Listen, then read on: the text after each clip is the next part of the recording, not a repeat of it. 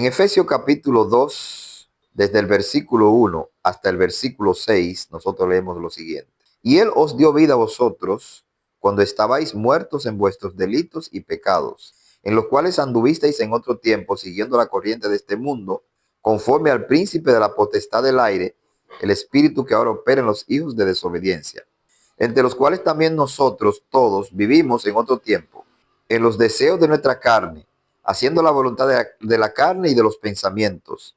Y éramos por naturaleza hijos de ira, lo mismo que los demás. Pero Dios, que es rico en misericordia, por su gran amor con que nos amó, aun estando nosotros muertos en pecados, nos dio vida juntamente con Cristo. Por gracia sois salvos. Y juntamente con Él nos resucitó y asimismo nos hizo sentar en los lugares celestiales con Cristo Jesús. Esta carta escrita a los Efesios está hablando en este capítulo 2 de la obra de redención que Dios obró en los creyentes en Cristo Jesús. Primeramente presenta su condición delante de Dios. Dice, estaban muertos en delitos y pecados. El delito es la violación a la ley y lleva una sanción, lleva una pena. Por eso dice que estaban muertos, porque la sanción, la pena por violar la ley de Dios es la muerte. Entonces toda la humanidad, según Romanos 5:12, pecó primeramente en Adán. Allí en Romanos 5:12 dice que la muerte vino por el pecado y la muerte pasó a todos los hombres por cuanto todos pecaron. Y es que pecaron en Adán, como lo vas a seguir diciendo más adelante en los versículos subsiguientes. Entonces, somos pecadores por herencia, pero también en Romanos capítulo 3, versículo 10 dice que no hay justo ni aun uno, es decir, no hay ni uno que sea inocente, no hay ni uno que ha cumplido perfectamente la ley de Dios y por lo tanto todos estamos condenados a la muerte y Dios nos ve muerte. O sea, Dios pronunció un juicio sobre la humanidad y la sentencia es muerte. Y aunque físicamente estemos caminando y estemos actuando, delante de Dios estamos muertos porque estamos separados de Él y tenemos sobre los hombros una condena, un juicio, que es la muerte. Pero aquí entonces nos dice en el versículo, los versículos subsiguientes, la condición de los pecadores, de la humanidad, pero luego dice lo mismo que los demás, es decir, que todos estábamos en la misma condición. Pero entonces dice que estando muertos en nuestros delitos y pecados, nos dio vida juntamente con Cristo. Y ya vimos la vez pasada que juntamente con Cristo quiere decir de la misma manera que a Cristo. Como cuando crucificaron a Cristo, que dice que juntamente con Él crucificaron a otros dos, uno a su derecha y uno a su izquierda, diciendo que estaban en la misma condición. Entonces, ¿cómo fue que Dios le dio vida a los creyentes para que ahora no estuviesen muertos? La manera de dar vida es quitando la condenación, porque la condenación es la muerte y la justicia es la vida. La Escritura muestra en muchos textos, como en Gálatas capítulo 3, en Levítico capítulo 18, versículo 5, y en Romanos capítulo 10, que la ley estipula bien claro, el que hiciere estas cosas vivirá por ella. Es decir, tendrá vida por ella. Por cumplir la ley, el hombre tiene vida, porque no se puede condenar a un inocente. Y una persona que es justa es una persona que ha cumplido la ley, no ha cometido delito y por lo tanto no se le puede condenar como un culpable porque no lo es. Pero las escrituras nos muestran de que nadie ha cumplido perfectamente la ley de Dios y por lo tanto nadie es justo. Y como nadie es justo, nadie tiene vida, todos tenemos muerte. Pero hubo uno que sí cumplió perfectamente, que fue nuestro Señor Jesucristo. Y aunque Él murió cargando nuestros pecados, Dios le dio vida a resucitarlo de entre los muertos, porque Él había cumplido la ley de Dios y el que cumple la ley tiene vida y como Él la cumplió, Él tiene vida. Entonces, de manera maravillosa, Dios decidió dar vida juntamente con Cristo a todos aquellos que le han reconocido, que han puesto fe en Él. El texto de Efesios 2 dice éramos por naturaleza hijos de ira y esclavos de los pensamientos. Entonces, al venir la revelación del Espíritu Santo, su pensamiento se alumbró, pudieron entender su condición y entonces creyeron en Cristo y fueron librados de la condenación y así recibieron vida. Juntamente con Cristo, porque cuando Cristo murió, Él murió como el representante de todos aquellos que posteriormente creerían en Él y de los que habían creído en Él en el Antiguo Testamento. Y cuando Él resucitó, era la demostración pública y evidente de que era justo y que por lo tanto, como dice Hechos capítulo 2, era imposible que la muerte los retuviera. La muerte no puede retener a aquellos que son justos porque han cumplido la ley. En las cárceles se comete desacato, es decir, hay una persona que cumplió la sentencia, que cumplió ya con la pena que se le impuso y todavía no lo libertan. Pero si ya cumplió, debe salir. Eso es desacato. Pero en el tribunal de Dios no ocurre así. Tan pronto una persona pagó su pena, ya está en libertad. Pues todos aquellos que hemos creído en Cristo, nuestra pena ha sido pagada con la muerte del Señor Jesucristo, porque Él murió como el representante de todos los que creíamos en Él, de tal manera que la Escritura dice que cuando Él murió, nosotros también morimos con Él. Y cuando Él resucitó y nosotros resucitamos con Él. Él resucitó como una declaración de que era justo y a través de la justicia de Él nosotros somos reconocidos o declarados como justos y por eso también se cuenta que ya estamos resucitados, porque ya delante de Dios somos vistos como justos, como perfectos cumplidores de la ley de Dios, porque así lo fue nuestro Señor Jesucristo. Hay una profecía en el Antiguo Testamento donde se dice que Dios le daría vida al pueblo. Y vamos a leer en el libro de Oseas, el profeta Oseas, Oseas capítulo 6, versículos 1 y 2. Venid y volvamos a Jehová, porque Él arrebató y nos curará, hirió y nos vendará, nos dará vida después de 2 días. Al tercer día nos resucitará y viviremos delante de Él. Esta es una de las palabras de ánimo que Dios le está dando al pueblo de Israel por medio del profeta Oseas, porque se le había anunciado que irían en cautiverio. Y sabemos que Israel fue en cautiverio por los asirios, las 10 tribus del norte, y posteriormente las tribus de Judá y de Benjamín fueron en el exilio de Babilonia.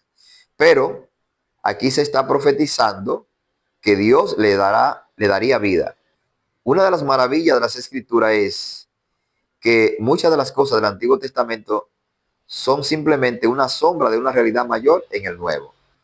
Cuando aquí se habla de una resurrección del pueblo de Israel, se refiere a que serían libertados del cautiverio, que volverían a su tierra. Y se presenta como una resurrección. Pero sabemos en el Nuevo Testamento que esto está representando o profetizando la resurrección de nuestro Señor Jesucristo. Por eso en 1 Corintios capítulo 15 dice que Cristo resucitó al tercer día, así mismo lo dice conforme a las Escrituras. El apóstol en 1 Corintios 15, él dice, le he predicado lo que yo también recibí, que Cristo murió y fue sepultado y resucitó al tercer día conforme a las Escrituras. Y el único texto del Antiguo Testamento donde se menciona una resurrección en el tercer día es este capítulo 6 de Oseas. Pero notemos algo muy importante aquí. El texto dice, versículo 2, nos dará vida después de 2 días.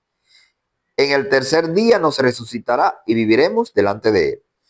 Nótese que se está hablando en plural, porque en sombra se estaba refiriendo al pueblo de Israel, pero en la realidad se refiere a Cristo. Y cuando hablamos de el Cristo, no nos estamos refiriendo simplemente a una persona, sino que Cristo aparece en las Escrituras como un hombre corporativo, donde nuestro Señor Jesucristo es la cabeza y todos los que hemos creído en Él somos parte de su cuerpo. De manera que entonces aparece aquí en singular, nos dará vida. Y por eso encontramos entonces en el Nuevo Testamento el cumplimiento en Efesios, donde dice, nos dio vida. Nos dio vida juntamente con Cristo y con Él nos resucitó. Y me parece que el apóstol tenía en mente este texto de Oseas capítulo 6, donde dice, nos dará vida. Nótese que no simplemente dice nos resucitará, sino que nos dará vida. Porque hubo muchas personas que resucitaron, pero no tenían vida porque volvieron a morir, no tenían la vida eterna, como en el caso de Lázaro y otros que resucitaron. Pero aquí dice, nos dio vida y juntamente con Cristo nos resucitó. Aquí en Osea habla de dar vida y habla de resurrección. Y por eso vemos en Efesios que también habla de dar vida y habla de resurrección. De manera que es el cumplimiento perfecto de una realidad que estaba prefigurada en sombra en el libro de Oseas. Así que dar vida no significa regenerar. Dar vida no significa transformar la vieja naturaleza en una naturaleza santa. Dar vida no significa disminuir ni exterminar la naturaleza pecaminosa heredada de Adán, de manera que ahora el hombre ahora es por dentro santificado, de manera que pueda obedecer perfectamente la ley de Dios. Dar vida significa reconocer como justo para que ya no haya condenación. Tanto así que en el libro del profeta Isaías, en el capítulo 45, y si mal no recuerdo, el versículo 25, dice que en Jehová será justificada toda la descendencia de Jacob. Porque aunque Israel iba a ser cautivado, el texto dice, en Jehová sería justificada toda la descendencia de Israel. Es decir, para Dios devolver a Israel a su tierra, tenía que reconocerlo como justo. Porque ellos fueron en cautiverio por haber violado el pacto sagrado, por haber violado la ley de Dios. Y entonces tendría Dios que reconocerlo como fieles cumplidores para que entonces ellos pudieran volver a su tierra. Por eso dice sería justificado. Es decir, para Dios volver a su tierra, los reconocería como justo, aunque no lo eran, pero en virtud de la justicia de Él. De la misma manera, nosotros somos liberados de la muerte, de la condenación, en virtud de la justicia del Señor Jesucristo. Por eso es que nos dice, juntamente con Él nos resucitó, pero no solamente nos resucitó, sino también nos dio vida. ¿Cuándo Dios le dio vida a los cristianos? Cuando le dio vida a Cristo, porque la vida de ellos está en Cristo. Por eso dice Colosenses capítulo 3, que nuestra vida está escondida nuestra vida está escondida en Cristo. Y cuando Cristo, vuestra vida, se manifieste, ustedes serán manifestados con Él en gloria. Entonces nuestra vida está escondida en Cristo. O sea, nosotros tenemos una vida porque la tiene nuestro representante. Por eso tenemos vida eterna, pero no la tenemos en experiencia, sino que la tenemos porque ya nuestro representante la tiene. Ya nosotros estamos glorificados porque nuestro representante fue glorificado. Ya nosotros estamos sentados en lugares celestiales porque nuestro representante Jesucristo está sentado allí. Nosotros somos justificados porque nuestro representante fue justificado. Y Dios nos ha incorporado en Él de tal manera que todo lo que Cristo tiene, lo tenemos nosotros a los ojos de Dios. Leemos en Romanos capítulo 6. Romanos, la carta del apóstol Pablo a los romanos, en el capítulo 6 y en el versículo 11 nos dice, así también vosotros consideraos muertos al pecado, pero vivos para Dios en Cristo Jesús, Señor nuestro. Las Escrituras dice que nos consideremos, que meditemos, que razonemos, que tengamos presente que hemos muerto al pecado. Es decir, que ya no tenemos nada que ver con el pecado, que el pecado no nos puede condenar, el pecado no nos puede extraer la muerte. Entonces estamos muertos para el pecado, pero vivos para Dios en Cristo Jesús. Estamos vivos para Dios, aunque para los hombres no lo estemos. Toda persona a quien se le ha imputado la muerte de Jesucristo y la obediencia perfecta de Jesucristo y su muerte y su resurrección, está vivo para Dios. Puede que no esté vivo para los hombres, porque los hombres ven sus defectos, y estoy hablando vivo en términos espirituales, que no tenga vida eterna. Los hombres pueden ver sus defectos, su falta, pero Dios lo que ve es la obra terminada del Señor Jesucristo. Por eso dice, considere que ustedes están vivos para Dios. Para Dios ya ustedes no tienen condenación. Para Dios ya ustedes no tienen muerte, porque no depende de ustedes, sino de la... Por eso dice, en Cristo. El que está en Cristo, para Dios está vivo. ¿Y quién es el que está en Cristo? Todo aquel que ha reconocido a Cristo como su Señor y su Salvador. Aquel que ha reconocido que Cristo pagó su pecado, ha puesto su confianza y su fe en Él, ha sido incorporado en la familia de Dios y está en Cristo y por lo tanto para Dios tiene vida. No tiene muerte, no tiene condenación. Porque Cristo murió para quitar la muerte de todos aquellos que han creído en Él y para quitar la condenación, cumpliendo perfectamente la ley. Por eso dice Romanos 8:4 que la justicia de la ley se cumple en nosotros, que no andamos conforme a la carne, sino conforme al Espíritu.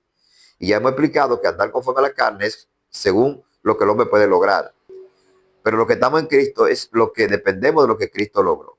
Así es que, mi estimado amigo y hermano que me escucha, ya Cristo obró nuestra salvación. Y si hemos creído en Él, ya delante de Dios estamos vivos. Como dice Osea, nos dará vida. Cuando Él resucitó, nos dio vida. Nos dio la vida que recibió del Padre. Él dijo en San Juan capítulo 12, creo que el versículo 20, porque yo tengo vida, ustedes también tendrán vida. Porque yo vivo, ustedes también vivirán. Es decir, nuestra vida no depende de que yo me porte bien, de que yo obedezca esto, de que yo obedezca lo otro. Mi vida depende de la vida que tiene el Señor Jesucristo, que ganó y por lo cual Dios lo resucitó y lo sentó en lugares celestiales, en lugar de honor. Que la gracia y la misericordia del Señor Jesucristo sea con todos y cada uno de nosotros y que cada día podamos descansar en la obra terminada del Señor Jesucristo, que consideremos que estamos muertos para el pecado y que estamos vivos para Dios. Y como dice Romanos 6:12, que luchemos y batallemos para que el pecado no tenga dominio sobre nosotros.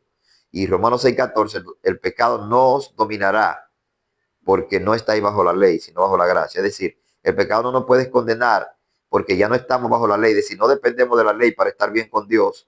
No dependemos de nuestra obediencia, no dependemos de que cumplamos esto, cumplamos aquello, de que nos portemos bien, sino dependemos de la gracia, es decir, el regalo gratuito que Dios nos da en Cristo Jesús. Gracia y paz y misericordia sean con todos y cada uno de ustedes y hasta una próxima ocasión.